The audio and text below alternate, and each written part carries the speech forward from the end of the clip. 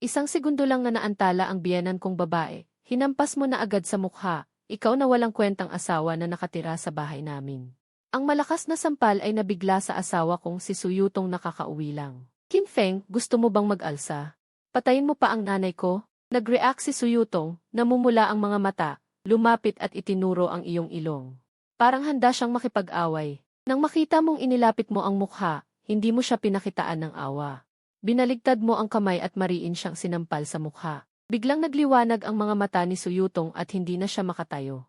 Ang pinakagusto mong gawin ng muling mabuhay ay parusahan siya. Noong nakaraang buhay, inalagaan mo siya ng mahigit 20 taon, pero hindi pala siya tunay mong anak. Hinarap mo si Suyutong at sinigawan siya. Sino ang nagbigay sa iyo ng lakas ng loob? Paano mo ako kinakausap? Narinig ng bayaw mong si Sulin sa itaas ang ingay, mabilis siyang lumabas upang tingnan. Nang makita niya ito, bumalik siya sa kwarto at kumuha ng isang patpat. Sumigaw siya at bumaba, hahampasin kita sa nanay at ate ko. Makikipaglaban ako sa iyo. Ang patpat na parang braso ay malakas na humampas sa iyong ulo. Umiwas ka, sinipa mo ang tiyan ni Sulin, at sinundan ng isang suntok na bumagsak siya sa lupa. Si Sulin ay nakahiga sa lupa at umiiyak ng malakas. Tinawakan mo siya sa buhok, tinalagad siya na parang patay na aso, at inihagi sa tabi ni Suyutong. Ang anak mong si Suksya Oksuan ay namutla sa takot. Ito ang unang beses na nakita kanyang ganito kagalit. Ang biyenan mong si Wang Xulian ay nakabawi na. Nagpagulong-gulong siya palabas sa bakuran at sumigaw. May pumapatay, may tao, may pumapatay dito. Gusto niyang maistorbo ang mga kapitbahay, pero lahat ay nagtago at walang nangahas na makialam. Kinuha mo ang patpat at sumandal sa pinto. Pinanood si Wang Xulian na nag-arte, may mapait na ngiti sa iyong labi. Araw-araw dahil mayaman siya. Lagi kanyang hinahamak bilang asawang nagpakatira. Walang sumagot kay Wang Xulian matapos sumigaw ng matagal, natigilan siya. Sana'y may dumating na kapitbahay na pumanig sa kanya. Para palayasin ka sa pamilya Su, ngayon ay tuluyan ng nabigo ang kanyang plano. Sumigaw ka pa. Bakit tumigil ka? Tumawa ka at lumapit upang mang-asar. Si Wang Xulian ay natakot, ngunit nagpakatigas pa rin. Ako ang biyenan mo. Pinaparusahan mo ba ang matanda? Walang sabi-sabi, sinipa mo siya pabalik sa bahay. Nakita ito ni Suyutong, pumasok sa kusina, at kumuha ng isang panaksak. Pula ang kanyang mga mata, handang makipaglaban sa iyo. Qin Feng, hindi matatapos ang laban natin ngayon. Bagamat malakas si Suyutong, natatakot siyang pumatay ng manok. Nanginginig siya habang hawak ang panaksak, hindi makalapit. Sa tabi, si Sulin ay may matinding galit sa kanyang mga mata. Bigla niyang kinuha ang panaksak at sinugod ka. Handa ka na, umatras ng isang hakbang. Isang hampas ng patpat ang tumama sa panaksak, at isa pang malakas na hampas ang tumama sa kanyang ulo. Si Sulin ay bumagsak sa lupa, dugo ang bumubulwak mula sa kanyang noo. Si Wang Xulian ay sumigaw muli, isang hampas ng patpat ang tumama sa kanyang bibig, at biglang tumigil ang kanyang iyak. Qin Feng, nababaliw ka na ba? Ayaw mo nang manatili sa pamilya Su. Makikipaghiwalay ako sa iyo. Umalis ka na ngayon. Ang bahay mo, ang nanay mo ay hindi nanganak ng lalaki. Kaya ako pinapasok dito. Nakatira ako sa bahay na ito mula noong bata pa ako. Sino ang gustong sumama sa akin? Binaligtad mo ang kamay at sinampal muli si Suyutong. Ikaw na babaeng probinsyano. Ang 5 taong gulang na si Suksya Oksuan ay sumugod at kumagat sa iyong binti. Sumakit ka, ngunit hindi ka nagpakita ng awa, sinampal mo siya sa mukha. Si Suksya Oksuan ay umiyak ng malakas. Tiningnan mo ang anak mong si Suksya Oyan. Siya ay tahimik, may nakatagong bangis sa kanyang mga mata na hindi akma sa kanyang edad. Noong nakaraang buhay, kung hindi dahil sa maliit na taksil na ito, hindi kayang itago ni na Suyutong at ng kanyang anak ang lahat mula sa iyo. Hayop ka, ang mga matatanda ay hindi dapat magparusa sa mga bata. Si Suyutong ay yumakap sa kanyang anak ng may pag-aalala. Si Wang Xulian ay gumapang din upang protektahan ang kanyang apo. Tumawa ka ng malamig sa iyong puso. Kung hindi ako mag-aalsa, itatapak nila ako ngayong buhay. Ang mga bastos na ito ay kailangang disiplinahin ng mabuti. Suntok na maliit. Isang beses sa bawat 5 araw, parusahan sila. Ang sarili ninyong mga anak, kayo ang bahala. Sinabi ni Wang Xulian ang isang pangungusap. Nagmamadaling umakyat siya sa itaas at nilock ang pinto. Itinuro mo ang patpat kina Suksya Oksuan at Suksya Oyan. Lumuhod kayo at mag-isip.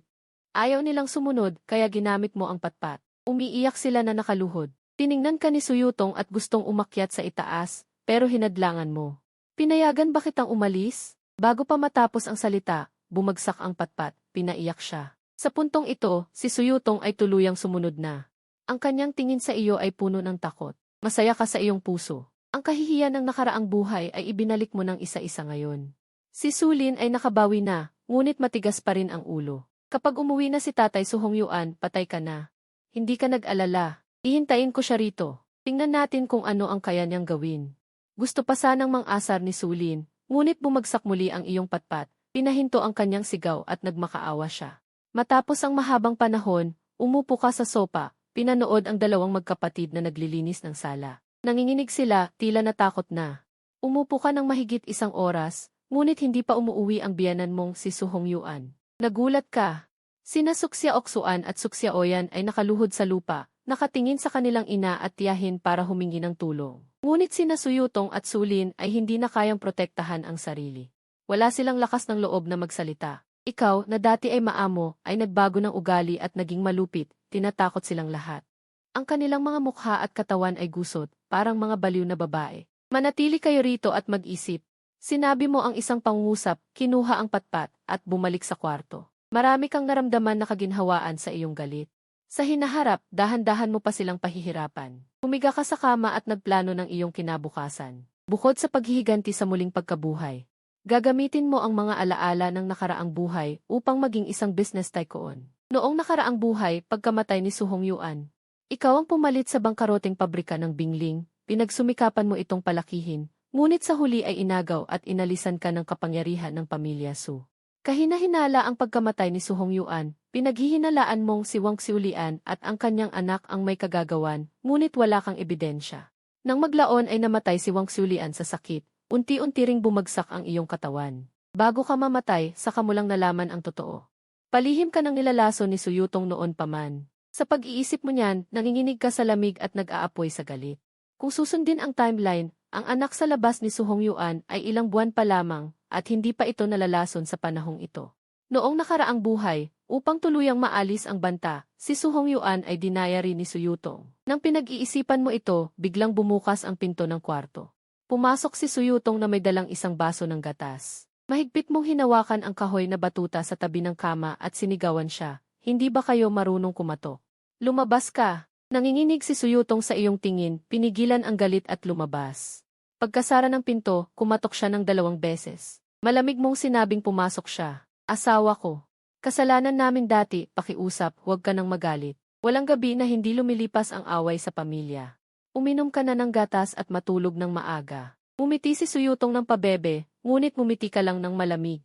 Nagpapakyut ka, hindi ako maglalakas loob na inumin yan. Baka may halo na yan. Namutla si Suyutong, mabilis na nagpaliwanag na hindi niya gagawin iyon. Kinuha niya ang baso at uminom ng isang higop. Subukan mo, walang problema. Mahinahon mong sinabi, ang ininom mo, nandidiri ako. Nagalit si Suyutong, automatic na itinaas ang kamay. Ikinaway mo ang batuta, gusto mo pang sapakin. Natakot si Suyutong at agad na umatras, umalis na parang talunan. Sa kanyang pag-alis, umiti ka ng malamig. Nang biglang nagpakita ng kabaitan, tiyak na may problema ang gatas. Ganyan siya noong nakaraang buhay. Paulit-ulit niya akong nilaso ng dahan-dahan. Tila naghihintay siyang bumalik si Su Hongyuan. Pumunta ka sa pinto at tumingin. Bukas pa ang ilaw sa sala, ngunit wala ng tao. Tila naghihintay ng pagdating ni Su Hongyuan. Isinara mo ang pinto at humiga sa kama. Pinag-iisipan ang susunod na hakbang. Ngayong araw ay nagkaroon ng malaking away, ganap nang nasira ang relasyon sa pamilya Su.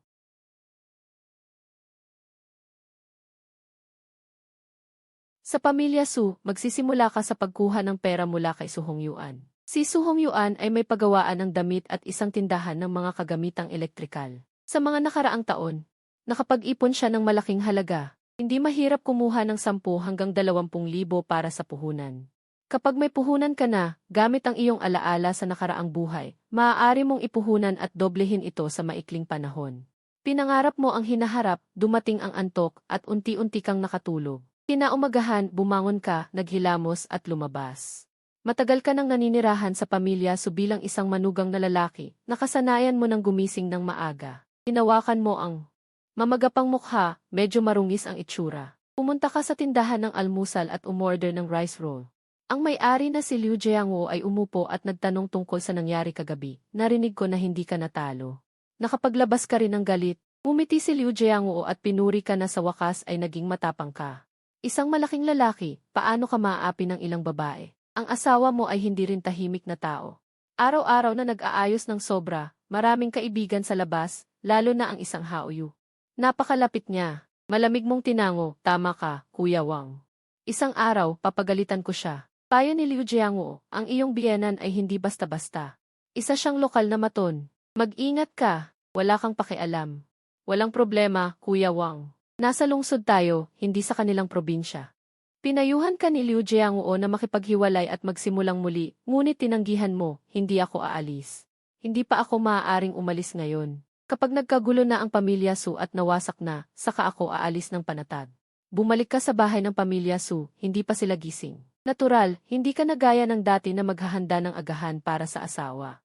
Pagbalik mo sa kwarto, narinig mo ang ingay mula sa itaas. Si Wang Xiulian ay hindi nakatulog buong gabi, may eyebags na naghihilamos. Lumabas din ang dalawang anak na babae. Lahat sila ay nasa masamang kalagayan, mukhang galit. Si Sulin ang nagsalita. Ma, hindi rin umuwi si tatay kagabi. Nag-init ang ulo ni Wang Xiulian, kung hindi siya umuwi, di okay lang. May malaking pangyayari sa bahay, pero wala siyang pakialam. Agad na pinatahimik sila ni Suyutong. Hindi sumuko si Sulin, ano ang kinakatakot? Maaari tayong kumuha ng tao na pumalo sa kanya. Sigurado akong may makakatalo sa kanya. Tawagan ko ang mga kaibigan ko para saktan siya. Sino ang gusto ninyong saktan? Gusto pa ba kayong gumamit ng hindi magandang kaibigan? Si Su Hongyuan ay nasa likuran nila. Hindi alam kung kailan dumating, mukhang galit, nakakatakot ang tingin. Parang nakakita ng tagapagligtas, agad silang tumawag ng itatay at asawa. Nakita ni Su Hongyuan ang kanilang itsura. At nagulat. Nang matauhan, kumunot ang kanyang noo, nagniningas ang mga mata. Si Wang Xiulian ay umiyak ng husto. Ano ang iniiyakan mo sa umaga? Gusto mong marinig ng kapitbahay at pagtawanan tayo. Sigaw ni Su Hongyuan sa kalumingon. Kay Suyutong, ipaliwanag niya ang nangyari. Agad na ikinuwento ni Suyutong ang nangyari kagabi. Pinalaki at dinagdagan pa. Ang tatlong babae ay puno ng pag-asa, naghihintay na bumaba si Su Hongyuan at paluin ka. Habang pinakikinggan ni Su Hongyuan, lalong nangingitim ang kanyang mukha. Tumingin lang siya sa kanyang relo, kumain na muna kayo ng almusal. Pumunta muna sa ospital para gamutin ang sugat. Ako na ang bahala sa batang iyon. Sabi ni Su Hongyuan na sasama siya. Sinamaan siya ng tingin ni Su Hongyuan, natakot at hindi na nagsalita pa. Mag-ingat ka. Mabagsik ang batang iyon. Anong maitutulong ng ilang may sakit? Huwag kayong pumapakialam dito. Hindi pa ako matanda para hindi makakilos. Tingnan natin kung may lakas ng loob siya. Ang tatlong babae ay hindi na nagsalita at sumunod na nag-ayos at lumabas. Narinig mong malinaw ang usapan sa itaas. Napangiti ka ng malamig. Halika na, kahit anong gawin mo. Matagal ko nang gustong turuan ka ng leksyon. Putok-putok. Mabilis na yabag ang narinig. Hindi mo inaasahan na darating si Su Hongyuan ng ganito kabilis. Akala niya kaya kanyang talunin. Tumigil ang yabag. Sumigaw si Su Hongyuan sa labas ng pinto ng galit. Kinfeng, lumabas ka. Sumagot ka ng pabalang. Anong sinisigaw mo sa umaga? Baka marinig ng kapitbahay. Yan ang paboritong kasabihan ni Su Hongyuan. Ginagamit mo na ngayon para asarin siya. Sumigaw si Su Hongyuan ng galit na galit. Pag sinabi kong buksan mo ang pinto, bubuksan mo.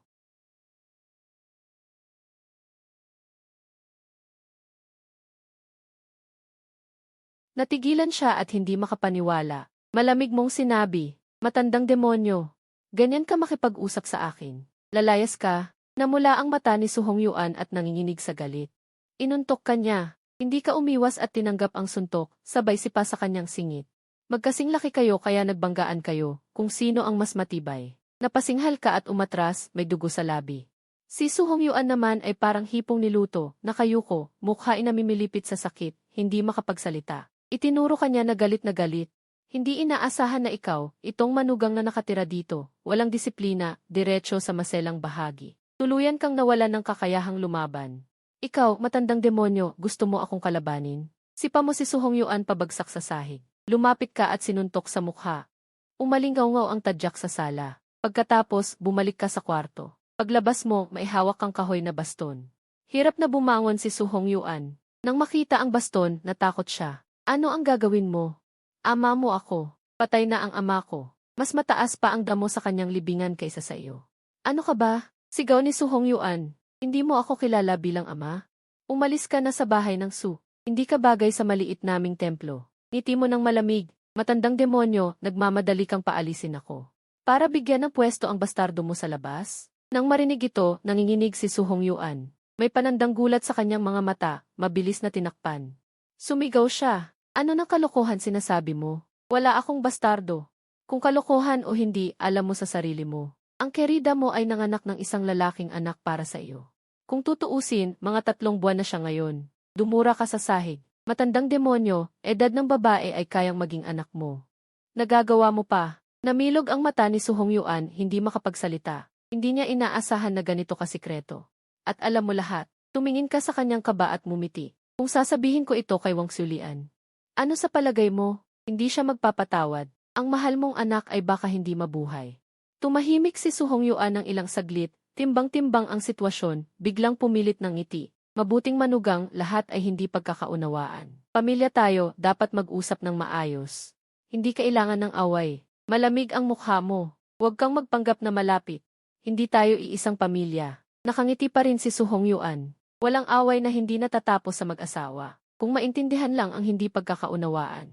Ihulog mo na ang baston. Tumingin ka sa kanya ng may pagdududa. Gusto mo akong tumahimik sa sikreto mo? Mabilis na tumango si Su Hongyuan. Pinakatatakot niya ang malaman ito. Kapag nalaman ni Wang Xulian, magulo ang bahay at mawawala ang reputasyon. Kung gusto mong manahimik ako, depende sa kung gaano katapat. Mabilis na sabi ni Su Hongyuan. Sabihin mo ang kondisyon. Kung kaya ko, gagawin ko. Ngumiti ka ng malaki. Gusto kong magnegosyo kamakailan. Kulang ng puhunan. Hindi marami, mga 1 o 2,000 lang sapat na. Nagulat si Su Hongyuan, hindi inaasahan na ganito kalaki ang iyong gana sa panahong iyon. Ang ordinaryong tao ay kumikita lamang ng mga 300 piso sa isang buwan. Nang hindi siya nagsalita, nanlamig ang mukha mo. Ano, ayaw mo? Mabilis na pumigla si Su Hongyuan. Hindi naman. Kamakailan ay may padala ang pabrika. Inilagak na ang pera. Hindi pa bumabalik ang puhunan ng tindahan. Wala akong maraming pera sa kamay. Sumimangot ka. Magkano ang meron ka ngayon? Maingat na sumagot si Su Hongyuan. Mga 1,000 lang ang meron ako ngayon. Nag-isip ka ng ilang sandali. Ibigay mo muna ang pera sa akin. Bibigyan kita ng 1 araw. Upang mag-ipon ng 2,000. Kung hindi, hindi ko garantisado ang aking bibig. Kumibot ang mukha ni Su Hongyuan, pinigilan ang galit at tumango. Sige, gagawin ko ang lahat para makuha ito. Pakiusap, itago mo ito sa iyong dibdib. Hindi ka tulad ng pamilya Su. Mahilig kang magtapon pagkatapos gamitin. Kapag kumpleto na ang pera, sasabihin ko sa iyo ang isa pang sikreto. Kumaway ka. Sige na. Huwag kang nakatayo dito na parang tanga. Lumapit ang mukha ni Su Hongyuan, may galit sa mga mata. Lumingon siya at umalis ng bahay. Kumain ka ng husto sa isang mamahaling hotel, halos wala nang natitira sa pera mo. Matagal mo ng desisyon na huwag nang pumasok sa kusina. Simula ngayon, lahat ng pagkain ay sa labas. Hindi magtatagal ang natitirang pera. Kailangan kong kumita agad ng pera. Hindi madaling kumuha ng pera kay Su Hongyuan. Matalino ang matandang iyon. Sa ngayon, malamang kasama niya si Lin Wei at nag-iimpact para lumipat. Kilala mo ang ugali niya, hindi siya magpapasakop sa iba. Kung wala kang hawak na ebidensya laban sa kanya, tiyak na maghihiganti siya ng todo. Tumingin ka sa orasan. Sumakay ka ng bisikleta papunta sa residential area ng Timog. Batay sa oras, nakatira pa si Lin Wei dito. Pagdating mo sa kanto, nakita mo si Su Hongyuan na lumalabas ng bahay. Hinintay mong umalis siya bago ka lumapit. Nang maraming pagsisikap, nakumbinsi mo si Lin Wei. Hindi na sayang ang punta mo. Hindi lang nalaman kung saan bagong bahay si Lin Wei na ibinigay ni Su Hongyuan. Bukas na sila lilipat, kundi may nalaman ka ring napakalaking sikreto. Hindi inaasahan na si Su Hongyuan rin ay may sungay sa ulo. Sumipol-sipol ka habang dahan-dahang umuwi. Pagdating mo sa kanto ng eskinita, hinarang ka ng 2 lalaking mukhang masasama. Bumaba ka ng bisikleta at gusto mong umatras, pero hinarang ka ng isa pa. Pinigilan ng isa ang manibela at binalaan kang huwag gumalaw. Itinutok agad ang kutsilyo sa iyong tiyan. Nanlumo ang puso mo at akmang hahawak sa kutsilyo akalang holdaper. Nagsalita sila, apelyido mo ay Lu. Nakita mong may dala silang kutsilyo, alam mong handa sila. Nagpanggap kang naguguluhan, apelyido ko ay Wang Yi. Malamang mali ang hinahanap ninyo. Kumuha ang isa ng litrato, inihambing sa iyo, at kumunot ang noo. Sa oras na iyon, hindi pa humupa ang pamamaga ng mukha mo. Medyo namamaga ka, kaya hindi ka makilala ng hindi pamilyar. Mabilis mong sinabi, hinahanap ninyo ba ang lalaking pinakasalan ng pamilya Su? Kakauwi lang niya at hindi pa lumalabas. Nagbulungan ang ilan, baka mali talaga ang tao. Tumingin sa iyo ang pinuno.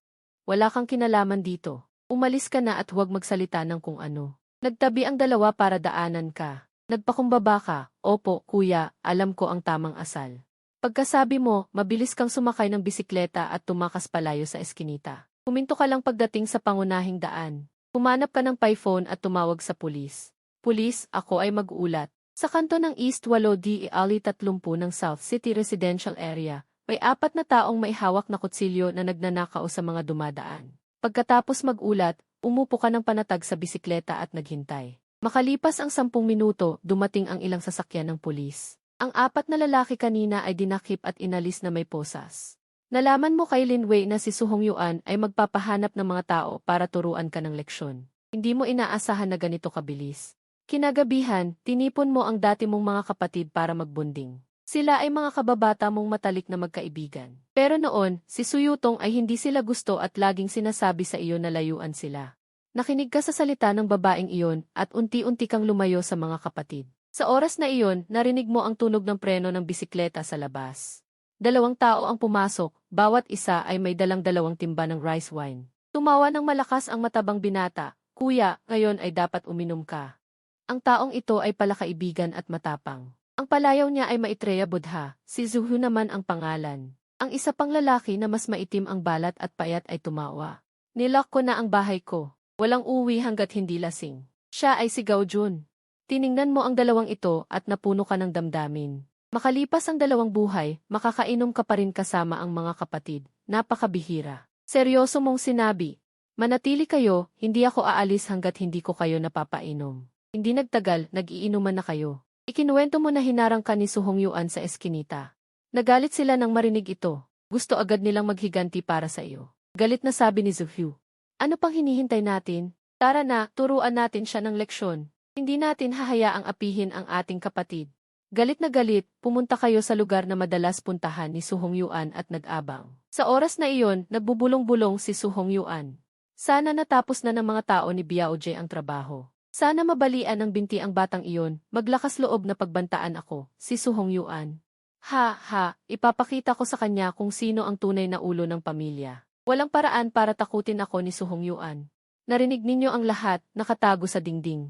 Pumutok ang galit ninyo. Paglabas ni Su Hongyuan ng pinto, biglang lumundag sina Zuhu at Gao Jun at tinakot siya. Bago siya makareaksyon, tinapok nila ang kanyang ulo ng isang hollow block.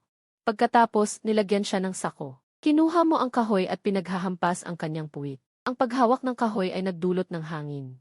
Ang hiyaw ni Su Hongyuan ay parang baboy na pinapatay. Matandang hayop, naglakas loob kang mag-utos ng tao para saktan ang aking kapatid. Parang ulan ang pagbagsak ng kahoy sa kanya.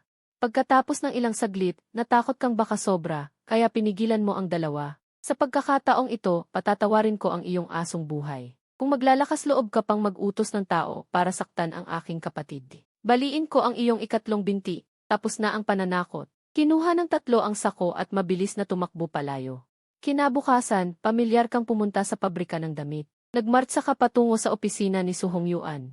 Biglang may sumigaw na matinis, huminto ka. Isang nasa edad na babae na may timbang na mahigit 200 pounds, nakatiklop ang mga kamay sa likod at nakatitig sa iyo. Siya ang supervisor ng pabrika, si Huang Ging. Mahigit 40 taong gulang, masungit at mahilig makialam. Siya ay kampo ni Su Hongyuan. Kadalasan ay pinapagalitan kanya sa pabrika, hindi ka binibigyan ng magandang trato. Lumingon ka ng malamig, matabang babae, may problema ka? Natigilan si Huang Ging at biglang nanlamig ang mukha.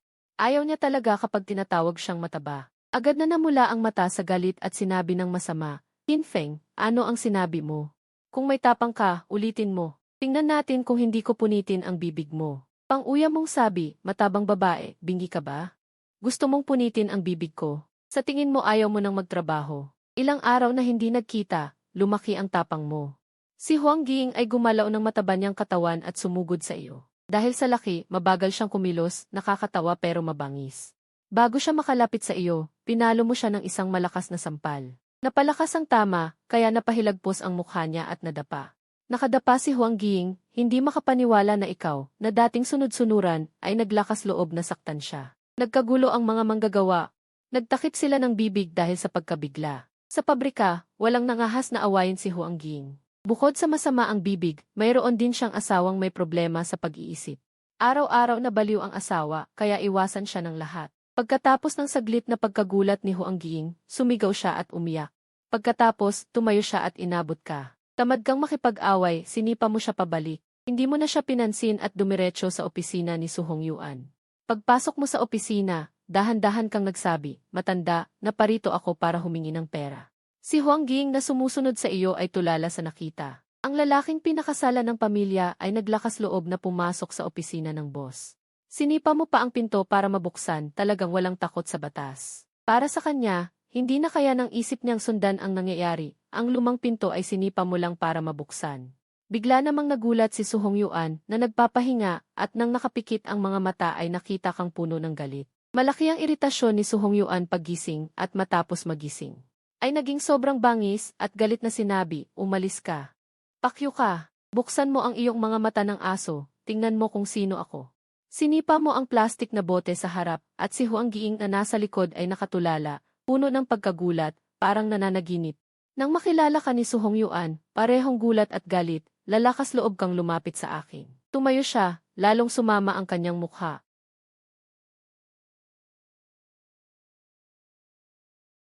Namamaga ang sulok ng mata, itim ang paligid ng mata, talagang lugmok ang itsura. Akala mo ba matatakot ako sa iyo, nang aasar mong sabi. Walang makitang armas si Su Hongyuan, kaya hinubad na lang ang sinturon, iwinasiwas ito, at nag-ingay ng malutong. Mukhang kumakati ang balat mo. Nang marinig ito ni Huang Ging, bigla siyang nagkaroon ng sigla, lumapit para magmakaawa. Gustong ipaglaban ng amo ang kanyang galit. Nagulat din si Su Hongyuan nang makita si Huang Ging. Hindi niya inaasahan na may ibang tao pa. Ayaw niyang malaman ng iba ang kahihiyan, sa harap ng ibang tao, siya ay laging may magandang imahe bilang mabuting lalaki. Sa paningin ng mga tagalabas, ang pamilya Su ay tila masaya at mapayapa. Pero si Huang Ging ay madaldal. Kapag nalaman niya ito, sa loob ng 2 araw ay malalaman na ng buong pabrika, at ang balita ay tiyak na darating sa tenga ni Wang Xiulian. Marami sa mga manggagawa sa pabrika ay mga kamag-anak ni Wang Xiulian. Boss! Nagrebelde siya. Sinabihan ko lang siya ng 2 salita, binugbog niya ako. Nagreklamo si Huang Ging na parang naapi. Bago pa man matapos ang kanyang sambit, ay hindi na siya natiis ni Su Hongyuan at pinutol. Alam ko na ang bagay na ito. Aayusin ko ito, talagang bibigyan kita ng kasagutan. Hindi nasisiyahan si Huang Ging, at bilang sagot ay tiningnan kanya ng masama. At nag-aatubiling umalis. Matabang bruha, mahina mong sabi, sadyang nang aasar. Huminto si Huang Ging, ang mukha ay puno ng bangis, gustong sumugod sa iyo. Bumalik ka na sa trabaho.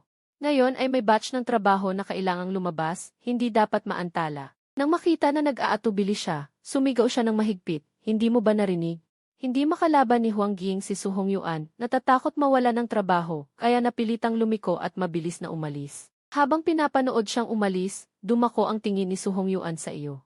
At mabigat na sinabi, ikaw na batang walang hiya. Noong isang araw sa timog ng lungsod. Ikaw ba ang nag-utos na saktan ako? Habang nagsasalita ay humakbang siya papalapit, itinaas ang sinturon at hinampas. Sumugod ang bakla ng sinturon sa hangin, kapag natamaan ay mag-iiwan ng kahit isang pulang marka. Matandang tao, lalakas loob kang makipag-away sa akin. Hindi ka umatras kundi sumulong, gamit ang kaliwang kamay ay. Sinunggaban ang humahampas na sinturon, at ang kanang kamao ay mariing dumapo sa mukha ni Su Hongyuan. Isang malutong na tunog, si Su Hongyuan ay nabalian sa buto ng ilong, sumaboy ang dugo. Sumigaw siya sa sakit, umurong ng pasuray-suray, umiikot ang ulo.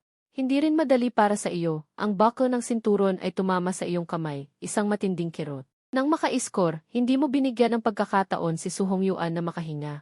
Sinamantala mo ang pagkakataon habang hindi pa siya nakaka-recover, pinagpalit-palit ang mga kamao na dumapo sa kanyang mukha, ilang suntok lang ay napatumba mo siya sa lupa. Nang tuluyan na siyang mawalan ng kakayahang lumaban, saka katumigil, hingal na hingal at tahimik na nagsindi ng sigarilyo. Matandang tao, ang ginawa mong pag-utos kay Brother Biao at sa mga iyon. Naharangin ako sa eskinita, akala mo ba madali akong lokohin? Ginawa ko, patas ang lahat ng ginagawa ko. Inilapat mo ang abo ng sigarilyo sa kanyang mukha. Sumigaw siya ng takot, nagkunot ang mukha, wala kang sinasabi, wala akong ginawa. Ikaw ang may kaaway, gusto mo akong sisihin. Matigas na itinanggi ni Su Hongyuan. Kung mayroon o wala, alam mo sa sarili mo. Ngayon ako ay para manghingi ng pera, ibigay mo na ang napagkasundo ang pera. Malamig mong sabi. Umikot ang mata ni Su Hongyuan at malambing na sinabi. Hayaan mo munang umalis ako, pagkatapos ay mag-uusap tayo. Hindi ka natatakot sa anumang lalang niya, tinulak mo siya sa tabi, pinabangon siya mula sa lupa. Tumayo si Su Hongyuan, Gumamit ng papel para isaksak ang dumudugong ilong, umupo sa kahoy na sofa, na nagpapakitang ayaw magbigay ng pera. Walang perang ibibigay, kung gusto mo, buhay ko ang kunin mo. Kung kaya mo, sige bugbugin mo ako. Hinawakan niya ang mukha na sobrang sakit, isang anyong walang pakialam kahit patayin. Pumalakpak, isang sampal ang dumapo sa kanyang mukha, nang aasar kang tumawa, inaabisuhan kita, hindi ako nakikipag-usap. 5 taon akong nagtrabaho sa pabrika na ito, alam mo ba kung paano ako nabuhay sa 5 taon na iyon? Araw-araw at gabi-gabi nagtatrabaho. At ginagamit mo pa akong punching bag, basta-basta na lang sinisigawan. Lahat ng ito ay mga sahod na utang mo sa akin. Kasama na ang interes, tahimik si Su Hongyuan, ayaw lang talaga magbigay ng pera, isang anyong hindi mo siya magagawa ng paraan. Hindi ka nagmamadali o nagagalit, binigyan kita ng pagkakataon, ikaw mismo ang hindi nagpahalaga. Huwag mo akong pilitin na ilantad ang lahat ng iyong mga kalokohan. Para wala kang mukhang maiharap sa tao. Noong pinalipat mo si Lin Wei, nakahanap ako sa kanya. Natural na mahahanap ko rin ang bagong address. Matapang kang maniktik sa akin. Galit na galit si Su Hongyuan. Kung hindi, paano mo nalaman na alam kong nag-utos kang may manakit sa akin? Paano mo nalaman ang tungkol sa iyo at kay Lin Wei? Nang aasar mong sabi, hindi pa alam ng matandang ito na si Lin Wei ay nakipagtulungan na sa iyo. Kahit 10 beses pa siyang lumipat ng bahay, madali mo siyang mahahanap. Nanahimik si Su Hongyuan ng ilang saglit, parang lobo na sumisipol. Bibigyan kita ng pera. Pero paano mo gagawing 1 beses lang ito? Matandang tao, wala kang pagpipilian. Magaling ka, pupunta na ako para kunin ang pera mo. Nag-isip si Su Hongyuan ng ilang sandali. Tumayo at lumabas. Hindi mo siya pinigilan at hindi ka rin natatakot na may gawin siya, maliban na lang kung wala na siyang pakialam sa kanyang mukha. Kung hindi ay hinding-hindi niya palalain ang gulo. Alam mo ang ugali ni Wang Xiulian, kaya niyang gawin ang lahat. Batid na batid ni Su Hongyuan. Hindi nagtagal, bumalik si Su Hongyuan na may dalang isang salansa ng 100 piso.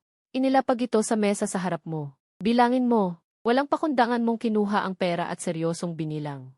Habang binibilang, pinatunayan mo rin ang tunay at peke. Nanginginig ang mukha ni Su Hongyuan ngunit hindi makapagsalita. Kapag nagwala ka, kahit ano ay kaya mong gawin. Mas masaklap kung makakuha ka ng isa pang suntok. Hindi sasama ang loob ng matinong tao. Kailangan munang magtiis. Mabuti, pansamantala ito. Matapos mong bilangin ang pera, isiniksik mo ito sa bulsa, tumayo at tumalikod para umalis. Sa iyong likuran, ang mga mata ni Su Hongyuan. Biglang umiti ka ng malamig. May pera ngunit walang buhay na gagastusin, mahinang bulong niya na may masamang ekspresyon sa mukha. Ngunit nang tumingala siya, nakita kang bumalik, diretso ang titig sa kanya. Bigla siyang pawisan sa takot. Bakit ka bumalik? Nagtanong si Su Hongyuan na may konsensya. Iwan mo ang mga bagay na iyon, sabi mo habang dumukot ka sa kanyang aparador. Kumuha ng 2 kahon ng sigarilyo, inilagay sa plastic bag at hinawakan. Nanginginig ang mukha ni Su Hongyuan. Ngunit hindi siya makapigil, inisip na parang pinakain na lang sa aso. Ito ang numero ng aking bank account. Magtalaga ka sa akin ng walang ginagawang posisyon sa pabrika. Simula ngayon, buwan-buwan ay magpasahod ka sa akin. Inihagis mo sa kanya ang isang papel, sabay taas ng tingin. Agad na umitim ang mukha ni Su Hongyuan, akala ay nagsasamantala ka. Para sa 20,000 ito, siya ay luging-lugi. Ito ay katumbas ng ilang taong kita ng ordinaryong pamilya. Ngayon, ang mga manggagawa ay 3 o 4 na daan lang sa isang buwan. 5 taon akong nagtrabaho sa sirang pabrika na ito. Ang 20,000 ito ay hindi man lang umabot sa interes. Sa susunod, bilang ordinaryong empleyado, kung ayaw mo, ayos lang. Baka sa susunod ay humingi ako sa iyo ng malaki, panakot mo. Nanginginig sa galit si Su Hongyuan. Pagkatapos mag-isip ng mabuti, napilit siyang tumango. Papaswelduhan ka ng accounting buwan-buwan. Buti naman at marunong kang makisama. Ibinato mo ang katagang ito at tumalikod, lumabas ng opisina. Sa daan sa pabrika, tinitigan ka ni Huang Giin, ngunit hindi na nangahas lumapit. Wala akong pakialam sa kanya. Pagkatapos makuha ang pera, kailangan kong mag-ipon. Napakalaking halaga ng perang ito. Mapanganib na dalhin ito sa katawan. Sa bangko lang ito ligtas. Ah, Kuya Feng, ang bilis mong lumabas. Wala kang pasok ngayon? Tanong ni Old Wu, ang bantay ng pinto, habang humihigit ng tubo. May gagawin ako ngayon. Hindi ako papasok, sa susunod na lang, sabi mo habang binubuksan ang sigarilyong nakuha mo kay Su Hongyuan. Binigyan mo siya ng isang pakete. Nang makitang magandang sigarilyo, ngumiti si Old Wu ng husto, agad nagpasalamat. Hindi ko ito dapat tanggapin, salamat, Tiyo Wu. Kamakailan lang, may dumaan bang estranghero sa pinto ng pabrika? O may tumigil na sasakyan? Tanong mo nang walang pakundangan. Nag-isip si Old Wu. Maraming sasakyan, hindi masyadong napansin ng mga tao. Kung may problema, sabihin mo kay Tio U. Sa lugar na ito, makakapagbigay ako ng ilang salita. Tio Gu, walang problema, alis na ako. Lumabas ka ng pabrika at nagtungo sa silangan. Kaunti ang tao sa daan, tahimik. Ang araw ay mataas, parang bolang apoy na nag-iinit sa lupa. Pati hangin ay mainit. Maya-maya, nabasa ng pawis ang iyong likod. Mamantika at napaka-discomfort. Sa sandaling iyon, narinig ang ugong ng motorsiklo. Tumingala ka, nakita ang isang motorsiklo na mabilis na papalapit. Puting usok mula sa tambutso. 5 ang sakay. Hindi bumagal ang motorsiklo, diretso sa iyo. Hindi ka umiwas, mahinahong kumuha ng sigarilyo at sinindihan. Pagkatapos, huminga ka ng malalim. Sa lugar na iyong kinatatayuan ay may hagdan, mahigit 50 sentimetro ang taas, hindi makakapasok ang motorsiklo. Huminto ang motorsiklo sa harap mo, biglang nagpreno, umikot ang katawan, ang gulong ay nag-ingit sa aspalto. Nang huminto ang motorsiklo, inihagis mo ang sigarilyo, diretso sa mukha ng driver. Nasunog siya, sumigaw sa sakit. Ang mga ito ay ang mga tambay na pinamumunuan ni Biao, may dalang mga sandata. Bumaba agad sila, pumaligid sa iyo. Matagal ko na kayong hinihintay, sabi mo. Nagulat sila, hindi na malayan. Nagtingin-tingin sila, akala ay may pulis. Ngunit ikaw lang ang tao. Lalong nagdilim ang mukha ni Biao. Ah, niloloko mo ako. Ikaw ay kalmado, walang takot. Hanggang kamatayan, matigas pa ang bibig. Sumilay ang masamang liwanag sa mata ni Biao. Talaga? Wala kang pakialam. Sumigaw ka, Huzi, John C., Gang Z. Wag na kayong makipag-usap sa kanila. Tapusin na. Hindi pa nakaka-react si Biao. Nakakita na sila ng grupo ng mga taong may dalang pamalo. Sumugod sila, nagbabanta. May ambush. Takbo. Takbo na. Isinumpa ni Biao, tinawag agad ang mga kasama, tumakbo. Nang makita ang dami ng kalaban. Saan pa sila magtatagal? Tumakbo sila. Hindi pa ilang hakbang, libo-libong maliliit na bato ang bumuhos na parang ulan. Nag-iwasan sila, ngunit marami pa rin ang natamaan. Hindi maiwasan. Uy, hindi niya nagusto ang motorsiklo. Sumigaw ka, puno ng pang-aasar. Bantayan mo ang motorsiklo ko. Kung may gasgas, hahanapin kita. Bumalik si Biao, nagbanta. Ngayon ka tumakas. Mamaya, gagastos ako ng pera para bilhin ang buhay mo. Subukan mo lang, malamig ang boses mo, puno ng banta. Sa sinabing iyon, napahinto si Biao. Tumigil din ang mga kasama, nakatingin sa kanya. May pera ako, sapat para bilhin ang buhay mo. Muli kang nagsalita. Nag-alinlangan si Biao, hindi alam kung aalis o mananatili. Kuya, hindi tayo dapat matakot sa kanya. Anong takot? Tapusin na natin, mga kapatid. Nag-udyukan ang ilang kasamahan. Tumingin si Biao sa kanyang mga tauhan, bumuntong hininga ng mabigat, at tumalikod para lumapit sa iyo. Agad sumunod ang mga alagad, mahigpit na hinawakan ang kanilang mga sandata, tensyonado at handa. 5 tao lang sila, pero ang kabila ay may mahigit 10. Siguradong sila ang malulugi kung maglalaban, trabaho lang namin ito para may pangkain. Ako ang naririto ngayon, si Suhong Yuan ba ang nag-utos sa inyo? Alam mo ang relasyon namin, tumango si Biao, sinabi niyang gusto mo ang kanyang pera. Pinapakuha niya kami, hati sa gantimpala, mga hamak na gangster lang sila, hindi kayang sumalungat sa iyo. Ang mga mayayamang ito, ang sinabi mong gusto mong patayin siya, ay hindi biro, 20,000 sa panahong ito. May handang makipagsapalaran, matanda na itong mapanlinlang, alam niyang may dala akong tao. At pinapunta pa kayo para maging alay, kanina sa lugar ay humingi ng pera, alam kong hindi siya titigil. Tiyak na may reserba siya, kuya, alam ko na ang pagkakamali ko, hindi na ako makikialam sa inyo.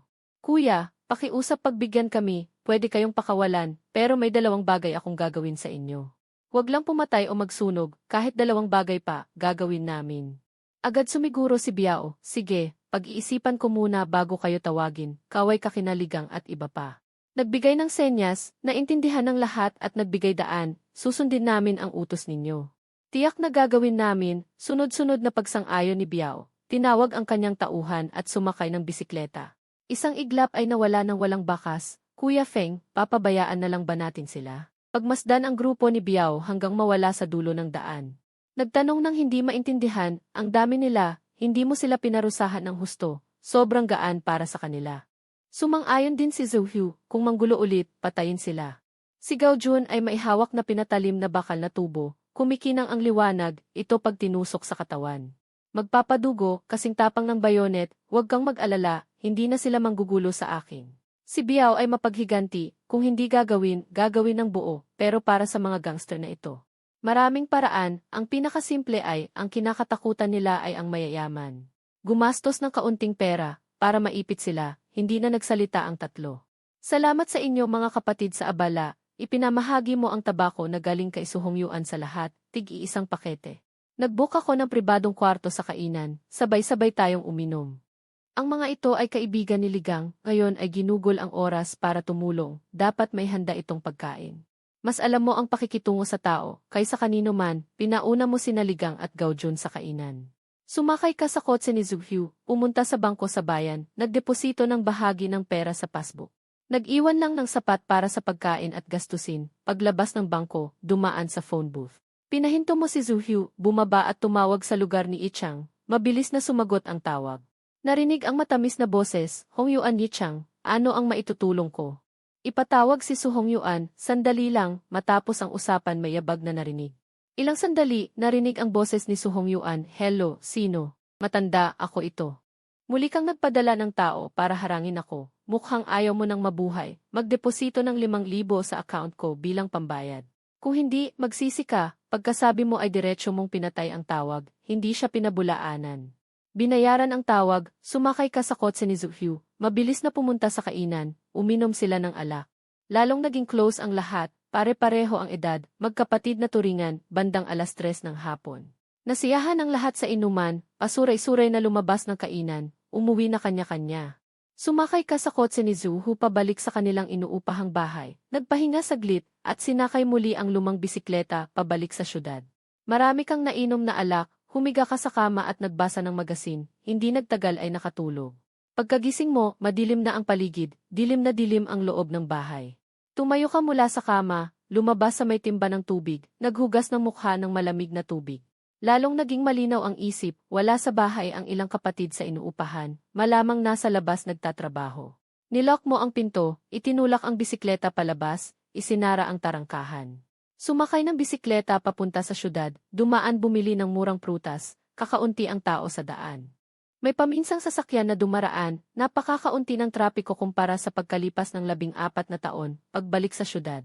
Gabi na, dilaw ang mga ilaw sa kalye, nagbibigay liwanag sa lansangan. Mga gusaling tirahan ay maliwanag, bawat pamilya ay kumakain ng hapunan, ang bahay ng mga Su ay madilim. Walang buhay, walang ni isang sinag ng liwanag, parang walang tao sa bahay. Pumasok ka sa looban, inipit ang bisikleta, binuksan ang lock ng pinto at pumasok. Sa pagpasok pa lang, naamoy ko na ang nasusunog. Binuksan mo ang ilaw sa sala at pumunta sa kusina. Puno ng sunog na kanin at pagkain ang timba ng basura. Wala ka ngayong katulong, kaya sila na mismo ang gumawa. Pero walang karanasan, kaya ang ginawa nila ay hindi na kinakain ng aso. Wala kang pakialam. Umakyat ka sa bubong upang kunin ang pinatuyong damit, bumalik sa banyo upang hugasan ang pawis, at dinala ang prutas sa bahay ni Lao Zhao. Nakikain ka doon. 10:00 ng gabi, bumalik ka sa bahay ng Su. Madilim pa rin ang bahay. Wala si Wang Xiulian at ang 3 babae, pati ang 2 bata ay wala.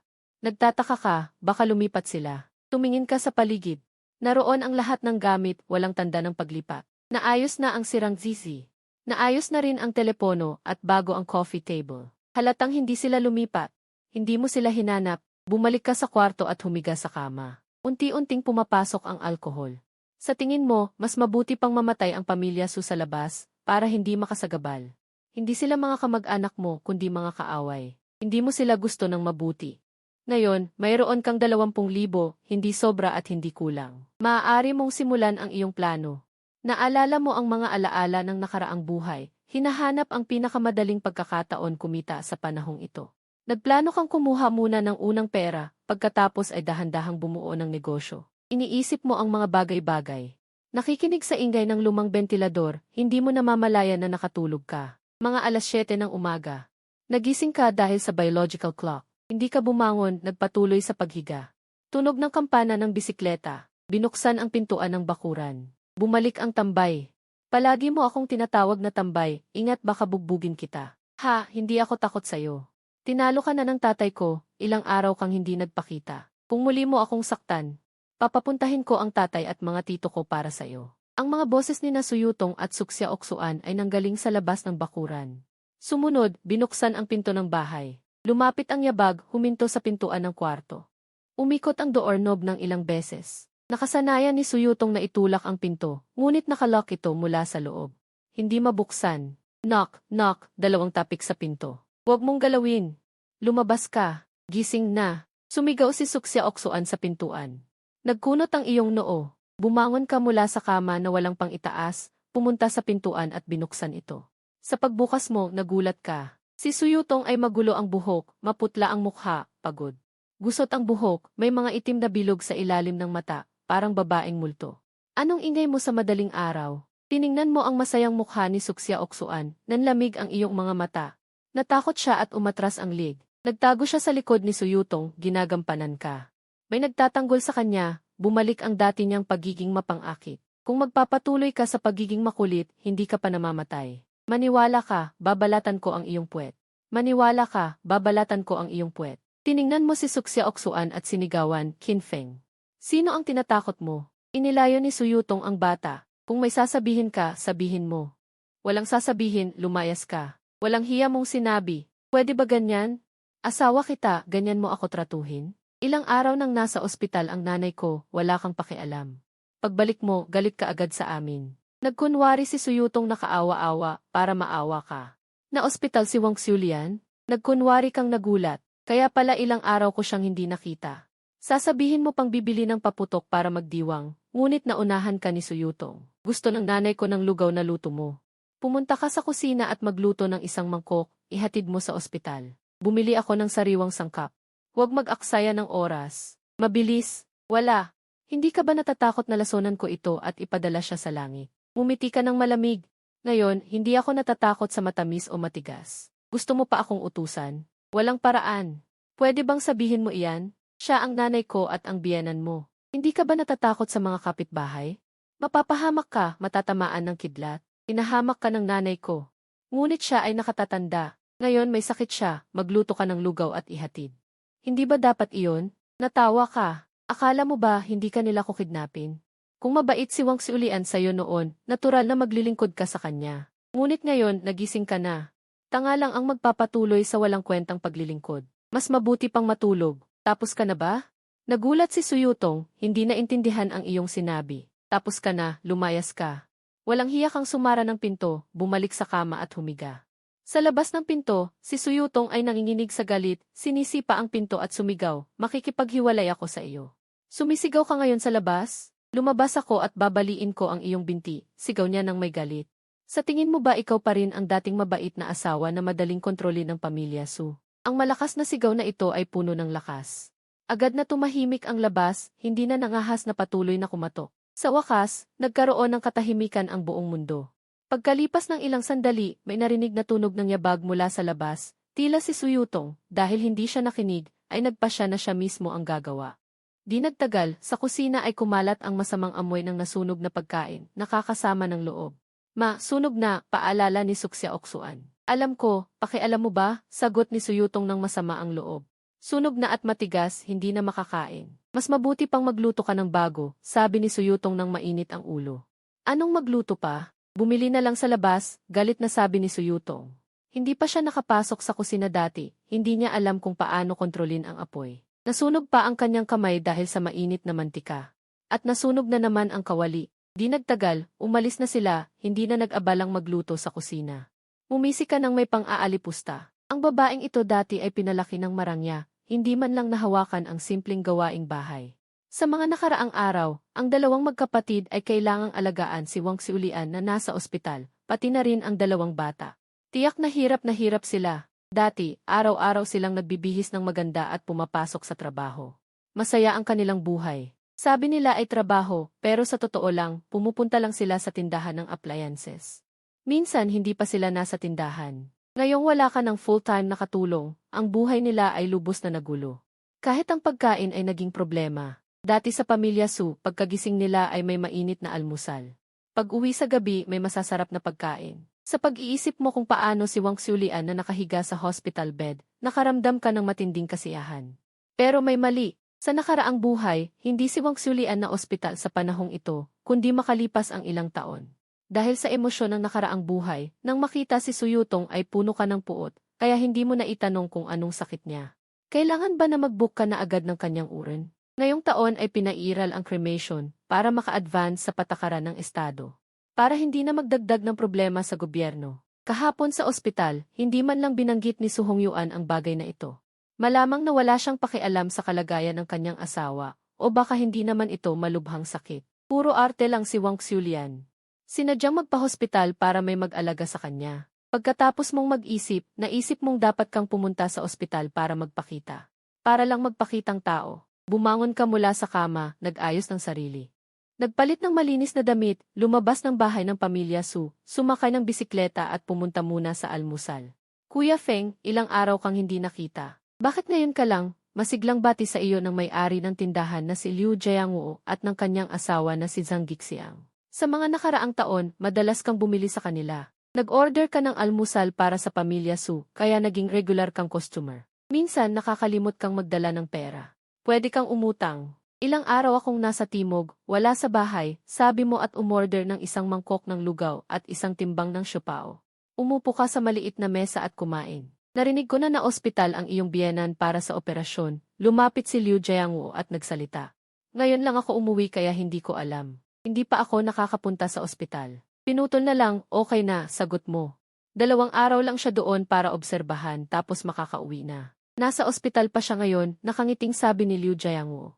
May trabaho siya sa gobyerno, may health insurance. Huwag kang maging kuripot, pasingit ni Zhang Gixiang. Ay, Kuya Feng, ilang araw kang wala. Siya ay kumakalat ng masasamang salita tungkol sa iyo, sabi niya.